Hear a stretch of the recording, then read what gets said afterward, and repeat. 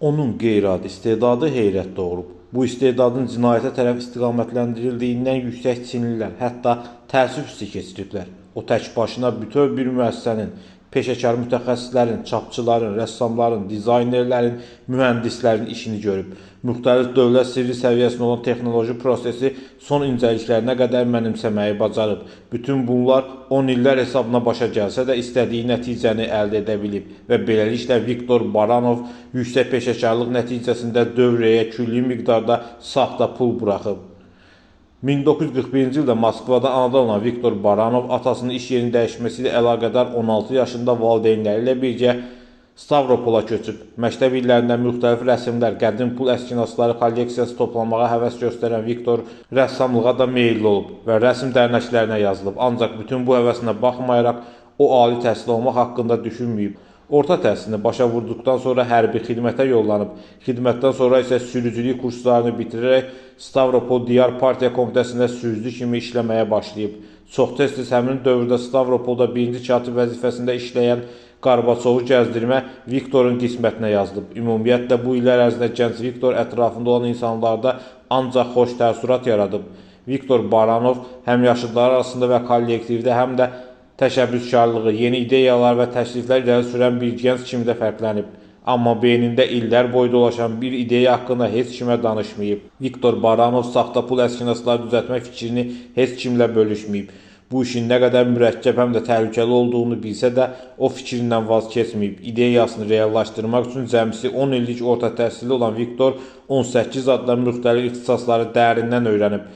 Bu işə 9 il vaxt sərf edən Baranov dəfələrlə Moskvaya gedib, elmi kitabxanalarda araşdırmalar aparıb, ayrı-ayrı mətbəələrdə texnoloji prosesləri yaxından tanış olub, kağız, rəng, çap işinin incəliklərini mənimsəyib.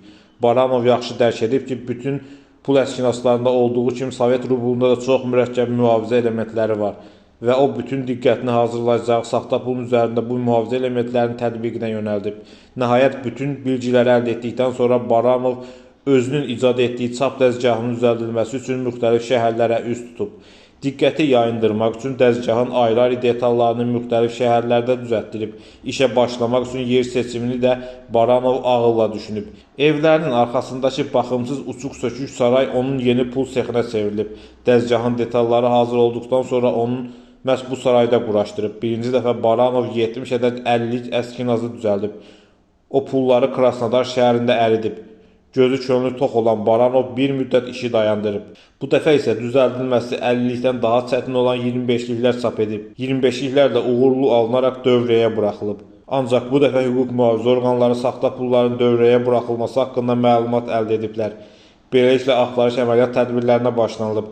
Təbii ki, bu tədbirlərdə ekspertlərdən də istifadə olunub. Mütəxəssislər qeyd ediblər ki, bu cür əskinasların düzəlməsi üçün mütləq şəkildə peşəkarlardan ibarət bir qrupun işləməsi lazımdır.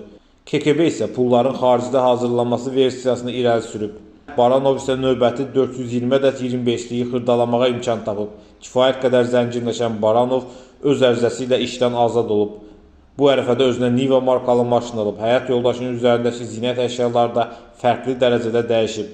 Sözsüz ki, bu Sovet rejiminin diqqətindən yayınmayıb. Amma saxta pulla bağlı Baranov şübhə yeri qoymayıb. Axtarışların ciddiliyi hiss edən Baranov daha bir partiya pul hazırlayaraq müvəqqəti dayanmağa qərar verib. O sonuncu hazırladığı 25-likləri xırdalamaq üçün Çerkas şəhərinə yollanıb.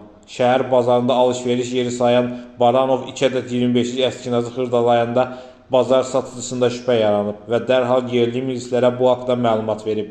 Bazarı tərk etməyə imkan tapmamış Baranovu həbs ediblər. Sənədlərini təqdim etməyi tələb edəndə kim olduğunu soruşanda Baranov qısa və konkret cavab verib. Peşəkar saxta pul düzəldən Viktor Baranov.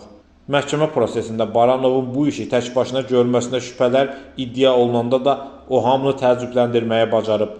Mən bütün şübhələri aradan qaldırmaq üçün öz talantımı nümayiş etdirə bilərəm. Beləliklə Viktor Baranov öz əl işini əyani şəkildə məhkəmədə nümayiş etdirib. Bu iş təəccüblə yanaşı məhkəmədə təəssüf hissi ilə qarşılanıb. Hakim, siz məşhur bir ixtiraçı ola bilərdiniz deyib. Məhkəmənin hökmü ilə Viktor Baranov 12 il azadlıqdan məhrum etmə cəzasına məhkum edilib. Saxta pullar isə müsadirə edilərək SSR Daxili İşlər Nazirliyinin muzeyinə verilib. Cəzasını çəkdikdən sonra Baranov saxta pul sevdasına bir daha düşməyib. Jurnalistlərin yenidən saxta pul düzəltməyə həvəs göstərirsinizmi sualına Baranov belə cavab verib. Mən dünyada ən mürəkkəb mühafizə elementləri olan Sovet pulunu yaratdım. Pul qazanmağımdan daha çox öz yaradıcılığımla zövq aldım.